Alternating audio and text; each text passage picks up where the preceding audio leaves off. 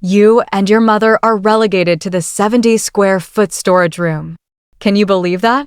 My husband, caught between a rock and a hard place while living in my parents' home, had an outburst right after we completed the renovation of our house. He completely lost it.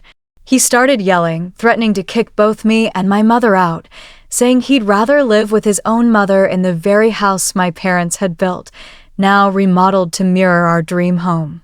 I stood there, trembling with rage, as the reality sank in. My parents' house, filled with cherished memories of my late father, had been taken over, disrespected, and transformed into something unrecognizable. My name is Lisa Matthews, and I turned 33 this year. I've been married to my husband, Thomas, for 8 long years. We both work full-time and have been living with my mother in my parents' house, a practical choice since our jobs are conveniently close by.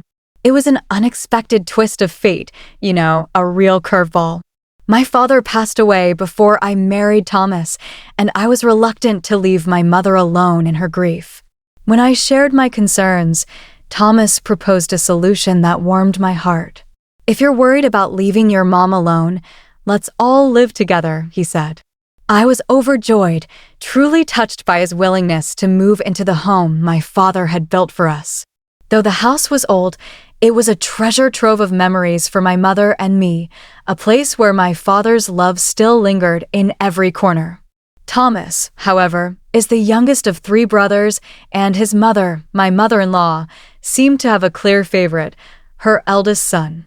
Thomas often grumbled about the stark difference in how she treated him compared to his older brother. Because of his position as the youngest, he felt free to make the bold decision to live in my parents' house, a choice that felt like a gift at the time. His words, so full of understanding and care, convinced me he was the one. I made up my mind to marry him, believing we were building a life rooted in mutual respect and love. But not everyone was on board with our plan. My mother-in-law was vehemently against Thomas living in my family's home. Perhaps she felt I was stealing her son, pulling him away from her influence.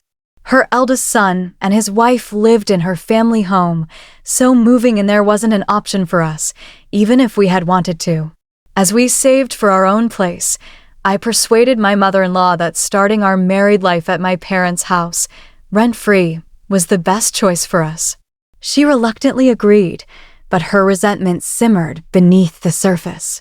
I had heard whispers about my mother-in-law's favoritism toward her eldest son, but around the time we got engaged, she suddenly started showering Thomas with affection. I didn't think much of it at first, assuming it was just her way of coping with him moving out. But that shift in her behavior marked the beginning of a strain in our relationship that never fully healed. Even after 8 years of marriage, her attitude toward me remained cold and distant. Lately, Thomas has become increasingly preoccupied with his mother's well-being, perhaps because she's now treating him with the warmth he always craved. It's almost as if he's basking in her newfound attention, prioritizing her over everything else in his life, including me. It's gotten to the point where he flies into a rage if I don't put his mother first in every decision. I've never neglected my mother-in-law. I've gone out of my way to be kind, to build a bridge. But according to Thomas, I'm always falling short, treating my own biological mother with more care than his. Of course, we never discuss these things in front of my mother. When we're alone, though, it's become his habit to whine and complain, constantly urging me to pay more attention to his mother. I've tried to appease him, visiting her house frequently, always bringing her favorite gifts and notifying her in advance. But more often than not, she's conveniently absent when I arrive. It's clear she's avoiding me, yet I have no choice but to keep trying. If I don't, she complains to Thomas that I never visit or bring her anything, painting me as the neglectful daughter-in-law. Every time, my sister-in-law, the wife of the eldest brother, apologizes on her behalf and hands the gifts to my mother-in-law. She, too, seems to bear the brunt of my mother-in-law's criticism, and we've bonded over our shared struggles. We're the same age, and our friendship has been a small comfort in this mess. I had hoped that over time, my mother-in-law's icy demeanor would soften. As newlyweds, things were strained, but I thought 8 years would mend the rift. I was so wrong. Her attitude hasn't changed one bit, and the tension has only grown. Over the past 8 years, our family has seen many changes. My father-in-law passed away, leaving a void in the family. My brother-in-law and his wife welcomed twins, adding to their already lively household of 3 boys, making a total of 5 children. Their home is a whirlwind of energy, and my mother-in-law seemed overwhelmed by the chaos. Thomas approached me with a request that caught me off guard. He wanted his mother to stay with us temporarily. Apparently, my brother-in-law had confided in Thomas that his wife was struggling to manage the household, and they hoped their mother could help with housework. But my sister-in-law later told me the truth. My mother-in-law refused to lift a finger, and they were desperate for a break. Although we had an extra room, our house was old and in need of updates. I suggested to Thomas that if his mother was going to live with us, even temporarily, we should renovate the house to make it more comfortable and accessible. To my surprise, he seemed shocked that I didn't object outright to his mother moving in. Truthfully, I wasn't thrilled about the idea, but I agreed, hoping it would give my sister-in-law some much-needed relief. Thomas works for a construction company, and renovations are his expertise. I trusted him completely, saying, "I'll leave it to you, since you're the expert." We decided to transform the house, removing steps and installing handrails to make it more accessible for my aging mother. During the renovation, my mother and I stayed at my sister's house, while Thomas and his mother moved into a weekly rental apartment. Everything seemed to be going smoothly, and I was excited to see the transformed house, a place I believed would become a warm, welcoming home for all of us. But the day the renovation was completed, everything fell apart. Thomas proudly guided me through the house, showing off the thoughtful changes: no steps, handrails everywhere, and even a hobby room he designed for himself. I was impressed by his work and willing to overlook the hobby room, giving him credit for his efforts. But as we toured the house, a sinking feeling grew in my chest. I suddenly realized there were no rooms designated for my mother or me. "Where's Mom's room?" I asked, my voice trembling. "You haven't shown it to me yet."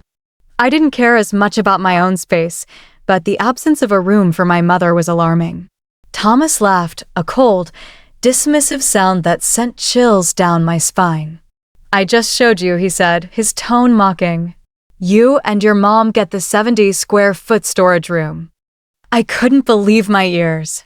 The storage room? The dark, cramped space with barely any sunlight, just a tiny window? My heart pounded as I stared at him in disbelief. "Are you joking?" "Don't say such ridiculous things," I snapped, my voice shaking with a mix of anger and hurt. Before Thomas could respond, my mother-in-law stepped between us, her eyes gleaming with malice. "It's been 8 years since you became my daughter-in-law, Lisa, but you still haven't learned how to behave as a proper wife. You're not qualified to be a wife if you dare talk back to your husband." This house was beautifully rebuilt by Thomas. "If you don't like the room, why don't you just get a divorce and leave?" Her words hit like a slap, the word divorce ringing in my ears. My blood boiled, and in that moment, all the love and trust I'd built with Thomas over 8 years crumbled to dust. I glared at him, my voice low and sharp. "I see. This was your plan all along, wasn't it? If you don't like the 70-square-foot storage room, why don't you put your mom in a facility? There's no room for her anyway. It must be hard for you to have 2 mothers under the same roof, right?" Thomas had the audacity to laugh, as if my pain was a joke. My sister-in-law had warned me that ever since the renovation plans began, Thomas and his mother were inseparable, whispering and scheming together. He'd never been so indulgent with her before, but now he was acting like a child, doting on her every whim in front of my brother-in-law and his children. My mother-in-law, thrilled at the prospect of a new house and a quiet environment, was practically giddy. Seeing them so attached, grinning like conspirators, made my stomach churn with disgust. I grabbed my mother's arm, my heart breaking as I saw her stunned expression. With deliberate force, I stomped through the hallway, hoping my footsteps would leave some mark on their precious renovation. We left the house, our family home, behind, the triumphant laughter of Thomas and his mother echoing in our wake. I couldn't forgive his betrayal, not after 8 years of marriage, not after all we'd been through. All I could think about was revenge. When we reached my sister's house, we collapsed, overwhelmed by the weight of what had happened. My mother, still in shock, sipped the tea my sister made and muttered, "Do you think they've taken over our house?" Her words hit me like a punch to the gut. This was the consequence of trusting Thomas with the renovation, of leaving everything in his hands. "We have to reclaim our house," she whispered, her voice trembling with resolve. Our home, filled with so many memories, the house Dad built for us. I squeezed her hand tightly, my own resolve hardening. Half measures wouldn't do. "We're not going to sit back and do nothing," I said firmly. "We're going to fight this head on." "What are we going to do?" my mother asked, her eyes searching mine.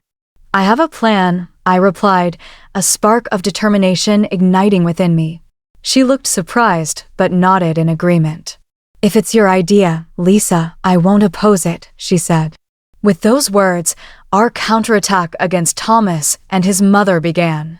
A few days later, I stood at a distance, watching a moving truck parked near our family home. My mother-in-law was directing Thomas like a queen, ordering him to carry her belongings inside. From the sheer volume of luggage, it was clear she intended to stay permanently, not just temporarily. Thomas, beaming with joy, obeyed her every command. The sight fueled my anger, pushing me to act. I met with our lawyer and a real estate agent, determined to counter Thomas's betrayal. I laid out everything: the renovation, the takeover of our home, and their cruel dismissal of my mother and me. The lawyer was shocked but quickly grew indignant on our behalf, promising full cooperation. The real estate agent, equally appalled, joined our cause. A week after Thomas and his mother had settled into my family home, I returned. When I rang the doorbell, my mother-in-law appeared, her face bright until she saw me. "Hello, who's there?" "Oh, it's you," she said, her expression souring. "I have something important to discuss today." "I'm coming in," I declared, brushing past her. "Oh, I'm sorry, you're acting as if you own this place," she sneered. "It's easy to forget that this is actually my house." I shot back sarcastically, stepping into the transformed space. The house, filled with new furniture and appliances, no longer felt like the home of my childhood. My memories had been erased, replaced by their vision of a perfect life. Thomas lounged in the living room, his face darkening at the sight of me. "What's up with you? Barging into people's houses like that?" he snapped. "Long time no see," I replied coolly. "I have something important to discuss." With my lawyer by my side, I faced Thomas across the table. "What's this? Decided to live in a tiny studio apartment? Got a mover for just one guy? Not much stuff to fit in a studio, huh?" he mocked, his voice dripping with arrogance. I was furious, but kept my composure. I had a plan, and I wouldn't let his taunts derail me. "Before we jump to conclusions, there's something I want to ask you," I said, my voice steady. "Why did you renovate my family home into the state and drive us out? What were your true intentions?" I believed we'd been a happy couple with no major disputes since our marriage. I thought he and my mother got along well. I couldn't understand why his attitude had changed so drastically, even if his mother had influenced him. His actions were too bold, too cruel. Thomas let out a heavy sigh, as if my question was a burden. Then, with a sneering smile, he said, "I got tired of it all, living like a dutiful husband, being considerate to you and your mother. I've been patient for a long time. I want to live with my mother. I don't need anything else." His words hit like a hammer, leaving me speechless. He was nothing but a mama's boy, consumed by his need for his mother's approval. He went on, spilling his pent-up frustrations. He was embarrassed to live in his wife's house, frustrated that he couldn't live with his mother. He'd endured it all silently, growing bitter and plotting to take over my family home. I began to wonder if he was unhinged, perhaps even a psychopath. "If you had that much dissatisfaction, you should have just told me," I said, my voice shaking with anger. How could I possibly express dissatisfaction? "I'm a man. You should understand," he retorted, his logic absurd. My mother-in-law, teary-eyed, listened to his outburst, seemingly pitying her son who adored her. I couldn't bear the ridiculousness of this soap opera. "What's with that attitude?" Thomas shouted, his face red with rage. "You should be grateful I even prepared a small storage room for you. I could have taken that away too." "That's right," his mother chimed in. "Keep a room for a useless daughter-in-law? What a kind son you are." I'd had enough. "Please divorce me," I said, presenting the divorce papers I'd already signed. "I don't want to stay married after being treated like this." Then I revealed the house's registration, explaining it was inherited from my father and solely in my name. Thomas's face fell as he realized the implications. "I won't divorce," he stammered. "I did the renovation. Even if the property is in your name, it should be considered ours." "I absolutely won't divorce." I smiled coldly. "Even if you don't want a divorce, what made you think you could stay here? The house is in my name. It's my property, and I've sold it." I spread out a sales contract for the land and house. Their faces paled as they leaned in to check the names and dates. "Since this house is already sold, you'll need to move out promptly. We have potential buyers, so you should leave by today or tomorrow," I said with a calm smile. "Whether you divorce or not, you cannot live in this house. I don't want to see your faces anymore, so I want you to divorce." "Hold on, why wasn't this your house?" My mother-in-law sputtered, mistakenly believing it belonged to Thomas. He seemed stunned, clearly assuming I'd compromise and forgive him. But I wasn't that naive. My love for him had vanished. "Please discuss the details with my lawyer." "Don't come directly to me," I said firmly. "If we're kicked out, where will we go?" my mother-in-law wailed. "We thought we'd finally found a place to spend our retirement peacefully with a maid." She'd seen my mother and me as maids, not family. I suggested they return to her family home, though I pointed out her eldest son might not welcome her after her antics. With that, I left the house, my childhood home now a stranger to me. Selling it was a painful decision, but their disrespect left me no choice. The home had already been altered beyond recognition.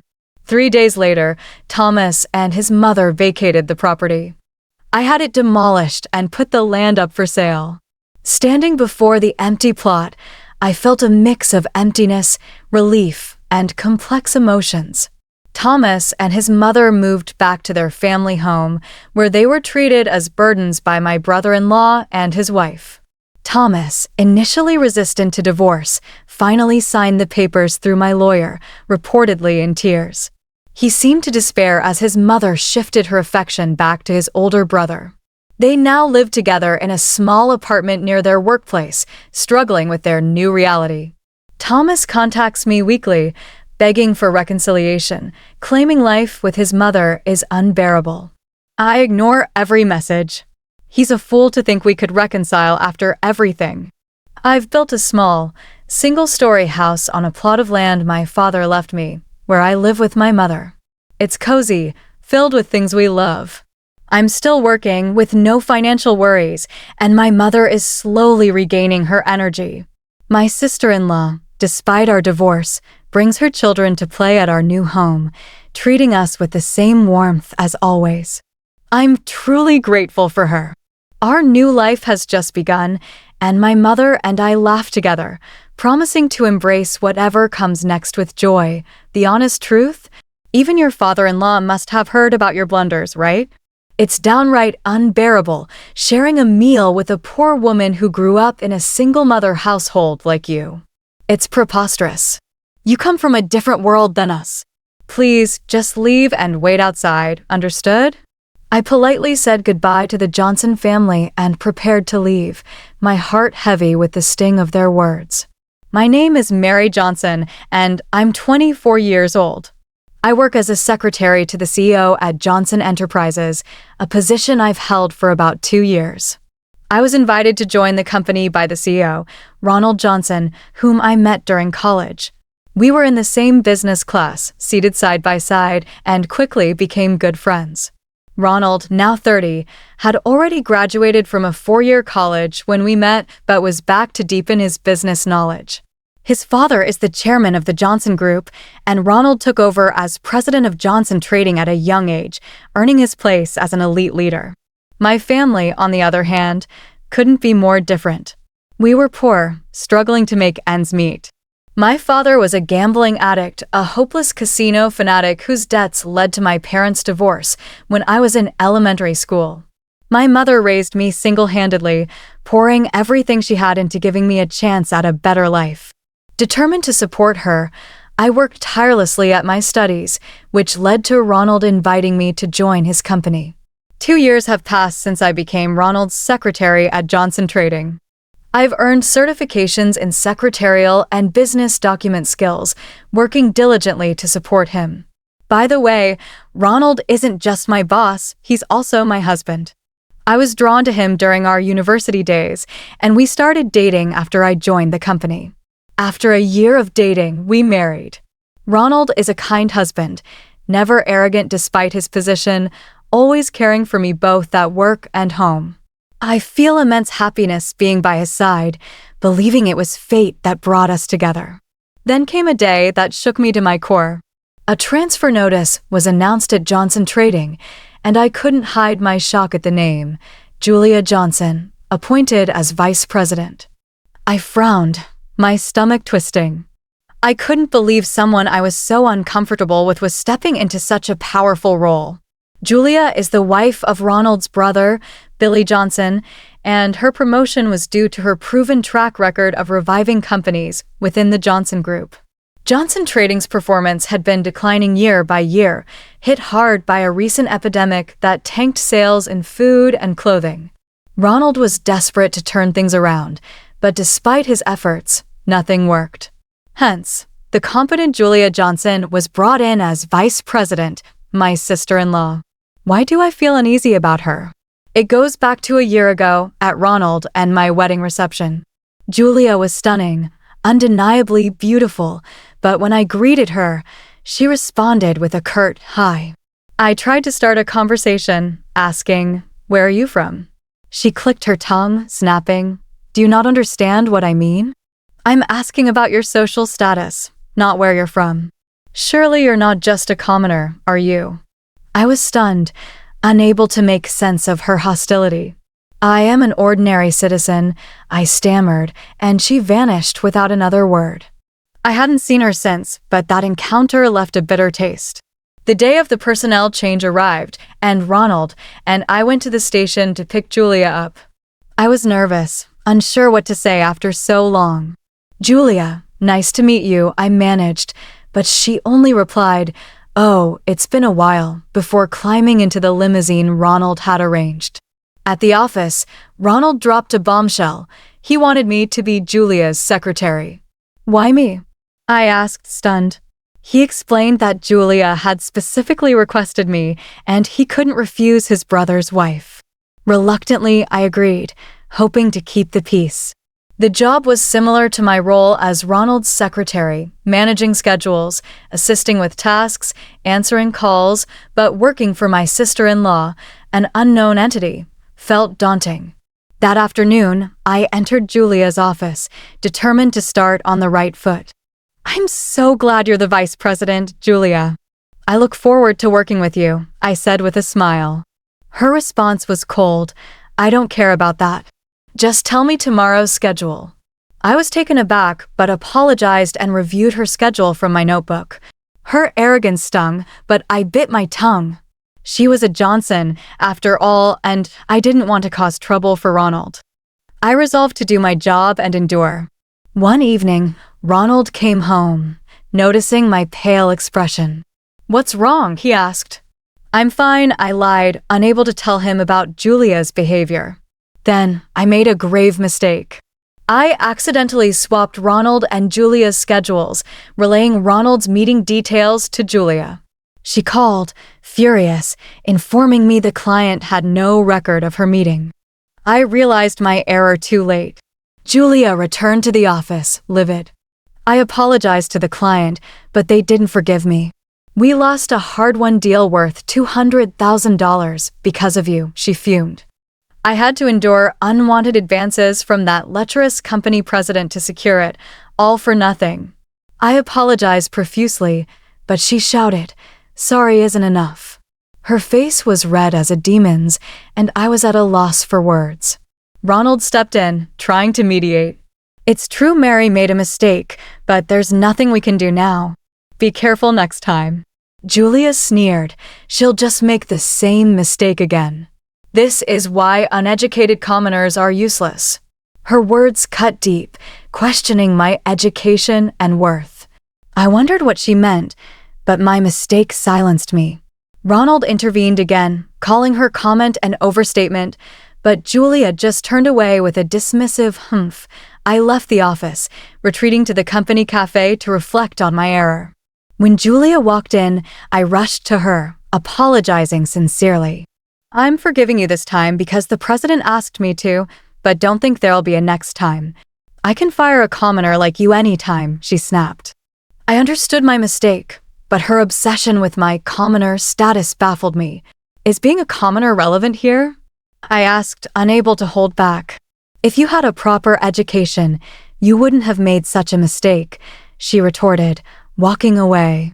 A week later, Ronald, Julia, and I attended an executive meeting at the head office. I prepared meticulously, determined to avoid another mistake. During a pre-meeting lunch, I sipped water that tasted oddly salty, but dismissed it as my imagination. At 3 p.m., the meeting went smoothly until a sudden, overwhelming urge to use the restroom hit me. My stomach rumbled, and I couldn't hold it in. Mortified, I rushed out, apologizing as I fled. I spent nearly 30 minutes in the restroom, dehydrated and exhausted. When I emerged, the meeting was over. Ronald looked concerned, but Julia smirked, saying, "Did you eat something weird and get food poisoning?" Her tone was sarcastic, and suspicion crept in. The salty water, had she spiked it with a laxative out of spite for the lost deal? I had no proof, but the thought lingered. At home, I lay my head on the cafe table, still in pain. Ronald urged me to rest, but I had to inform Julia of tomorrow's schedule. In her office, I confronted her. "Julia, you put something in the water, didn't you?" She smirked, denying it at first, but when I pointed out the box of laxatives on her desk, she admitted it. "Yes, I mixed a drug into your glass." "Why?" "Because you're a commoner, that's all. You're unnecessary to the Johnson family." Her flippant reasoning left me dumbfounded, tears welling up. "I'll have to fire you," she added. "You have no evidence, and if you tell anyone, you'll make an enemy of the Johnson family. It'll ruin Billy and Ronald's relationship. Are you okay with that?" I was trapped, tears of frustration blurring my vision as I left for home. Ronald noticed my distress and pressed me to talk. Hesitantly, I spilled everything: the past incidents, the meeting, the laxative. "Ronald, I'm sorry. Let's get divorced." "I'm a drag, causing trouble for you and Billy," I said, overwhelmed. Ronald's response was fierce. "Don't despair, Mary. I love you. I want you by my side every moment. That's why I made you my secretary. Don't talk about breaking up." His words gave me strength, but the pain lingered. At the end of the year, Ronald invited me to a Johnson family dinner party. Julia would be there, but I went, determined to face her. As we sat, Julia sneered, "I feel sick having dinner with this poor trash. It pollutes the atmosphere and spoils the caviar." My father-in-law snapped, "What are you talking about?" Julia doubled down. "It's the truth. You've heard about her gaffes, right? It's unbearable dining with a commoner from a single-mother household. You're from a different world. Just go outside and wait." I stood to leave, but my father-in-law roared, "You should go home." Julia was stunned. "What do you mean?" she stammered. He revealed Billy wanted to divorce her, tired of her arrogant, dismissive attitude. My father-in-law had heard about Julia's actions toward me and planned to cut ties with her at this dinner. Julia protested, demanding proof. I pulled out my pen, a recording device I used for meetings, and played her confession about the laxative.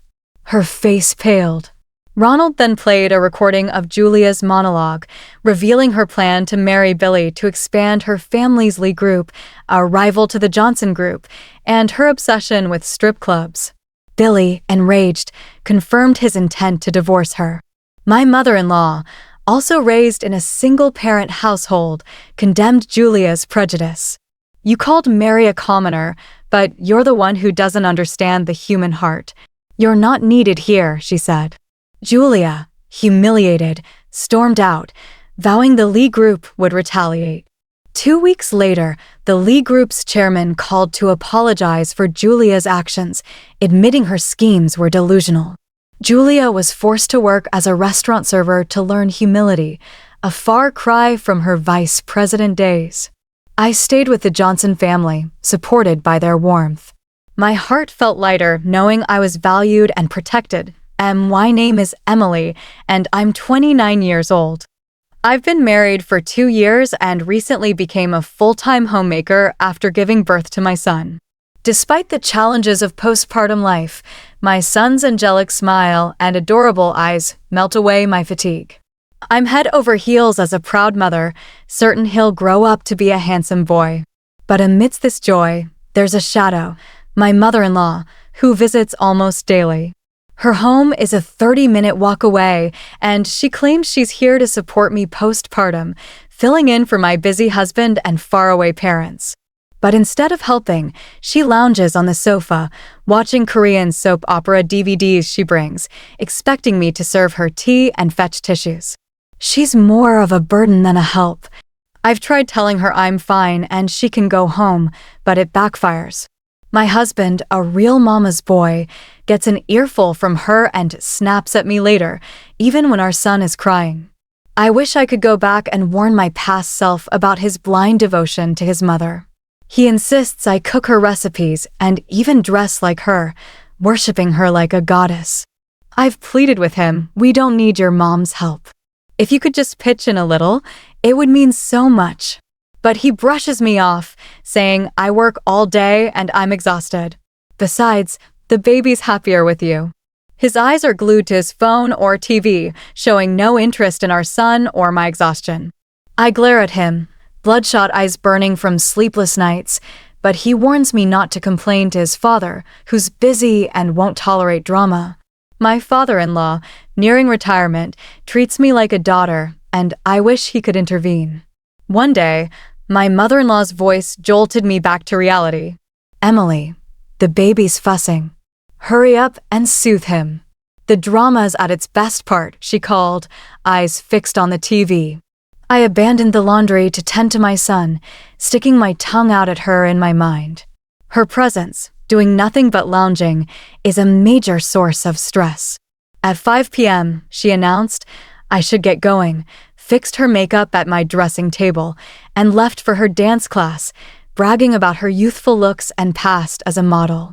If she's so busy, why waste her day here? An hour later, my father-in-law arrived, having made time to see his grandson. I'd been secretly discussing my mother-in-law's behavior with him, ignoring my husband's warnings.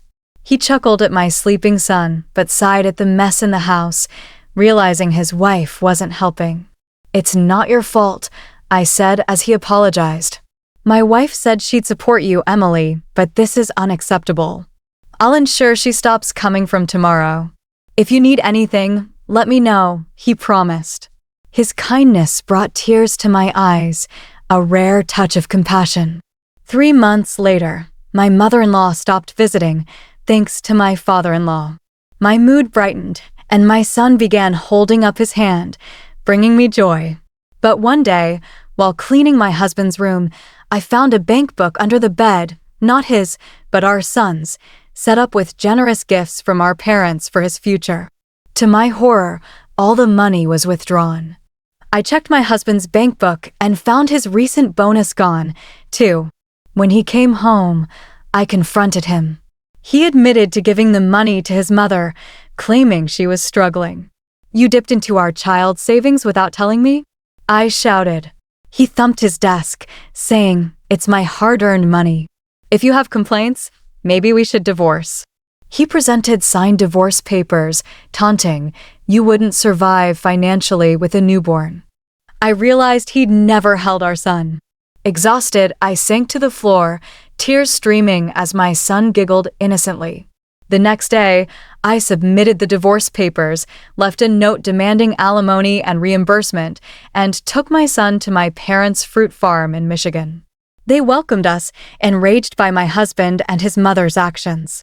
I began helping with the farm, finding solace in the familiar work. My mother-in-law called, screaming, "Emily, what the hell is this?" I retorted calmly, revealing my father-in-law had exposed her secret visits to a male strip club funded by our son's savings. She was stunned, admitting her obsession with a dancer named Chris.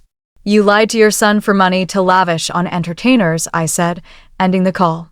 My husband later apologized, admitting his mother manipulated him, but I refused reconciliation. Through lawyers, we finalized the divorce.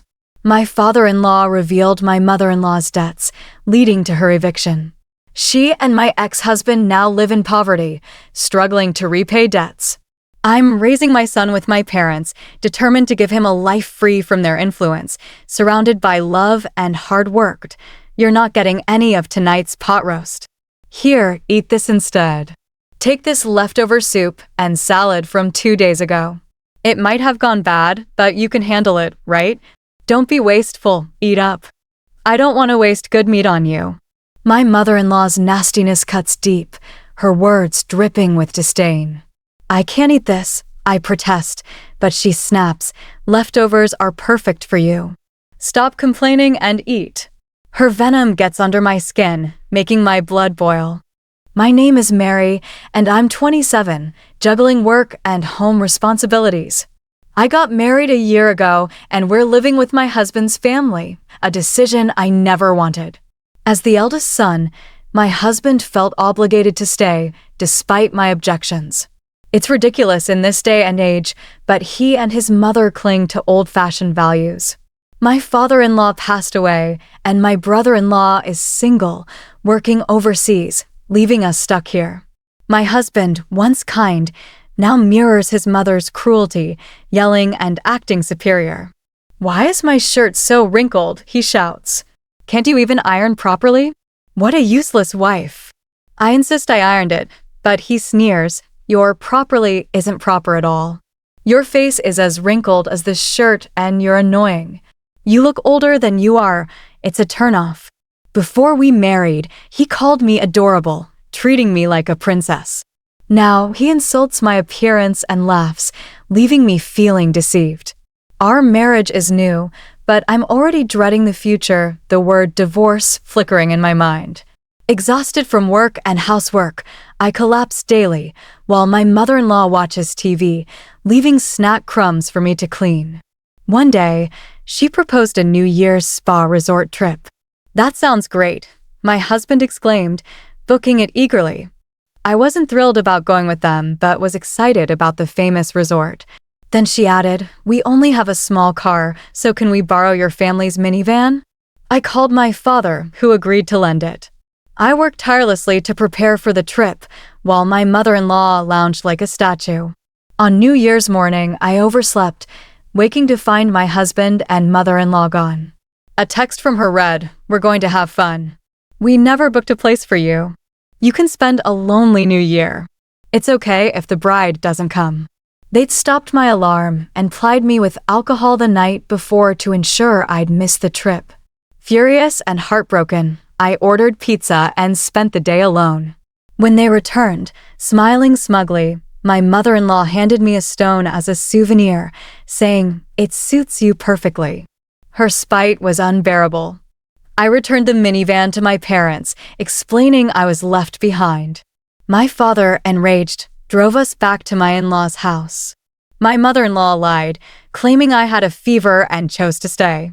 My father showed her the incriminating text, but she denied it. Then he revealed dash cam footage from the minivan, showing her in an indecent act with a married man. As a detective, he'd been hired by the man's wife to investigate infidelity, uncovering her involvement. "You dirted our car with a married man," he thundered. She stammered excuses, but he produced a photo of her in a compromising act in broad daylight.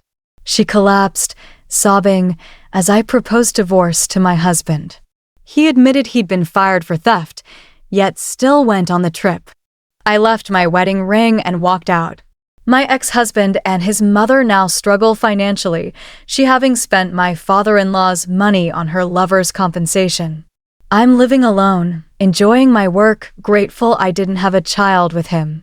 I'm open to new love, determined to choose wisely. Is my mom all settled into our place? Jake asked, having decided to move his mother in without consulting me, dumping all preparations on me. Yes, she's settled.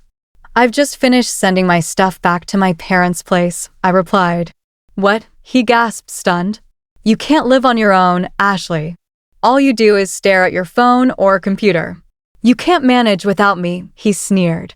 Little did he know my determination or how much I'd been earning secretly. I'll prove I can survive on my own, I vowed. My name is Ashley, and I'm 46.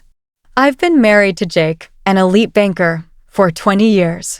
We're childless, a choice he insisted on, citing children as a hassle, though he played the dutiful son to his mother, promising her grandchildren. His mother, 56, lived alone after my father-in-law's death 3 years ago. She was cruel from the start, whispering before our wedding, "You're not a good match for Jake. A banker's wife should be more. This won't last." To Jake, she'd say, "As long as you're happy," but blamed me for our childlessness, calling me cold. Jake, a mama's boy, echoed her, saying I couldn't survive without him and insulting my mother. I cared for my ailing father-in-law alone, while she did nothing, later callously remarking, "It's finally over. No more wasting money." When Jake announced his mother's dementia and insisted she move in, I suggested a nursing home. He snapped, "Don't you have empathy? You live in our house, so you'll care for her." I prepared for her move, driving an hour each way, exhausted and alone. Then I moved my things to my parents' house. Jake was furious when I returned, yelling, "Where have you been? You didn't prepare dinner." I retorted, "It's none of your business where I go." He stormed out, expecting me to chase him. When he returned, I confirmed his mother's move and my own departure. "You can't live without me," he mocked. I revealed my secret stock trading job, proving I could thrive alone, and presented divorce papers. He signed, sneering, but was shocked when I filed them. Jake struggled with his mother's worsening dementia, her wandering and destructive behavior overwhelming him. He begged me to return, offering payment, but I refused. Through a lawyer, we finalized the divorce. I moved to a tower apartment with my parents, living happily, free from Jake's control, enjoying the beautiful scenery daily. "Why the hell are you ditching your daughter's wedding celebration?" a young woman screamed over the phone. I'd received Bella's wedding invitation 3 months ago and marked not attending, but she claimed my absence ruined her ceremony, demanding I take responsibility. Confused, I explained I'd declined, but her response was unexpected. "My name is Alicia, and I have a childhood friend, Mike, whose family was close to mine." Mike, 2 years older, moved to New York for college and a job at a big company. He married a classmate, had a daughter, Bella, and sent me adorable photos of her. 2 years after Bella's birth, he divorced his wife for her infidelity, gaining custody and returning home. Devastated, he leaned on my family for support. I cared for Bella, who began calling me Mom. Urged by those around us, I married Mike for Bella's sake, quitting my job to be a stay-at-home mom. We lived happily until Mike was fired for his boss's mistake, forcing us into a cheaper apartment. I returned to work to cover Bella's tuition, but she and Mike blamed me for our financial struggles. When Mike had an affair, Bella chose to live with him and his mistress, Kathy, a wealthy CEO, calling her Mom and insulting me as a poverty-stricken stranger. Kathy threw $80,000 at me as compensation, mocking me to pick it up. Mike and Bella laughed, calling me vulgar. I took the money, seeing it as fair alimony, and started anew. 8 years later, Bella's wedding invitation arrived, with attending pre-marked.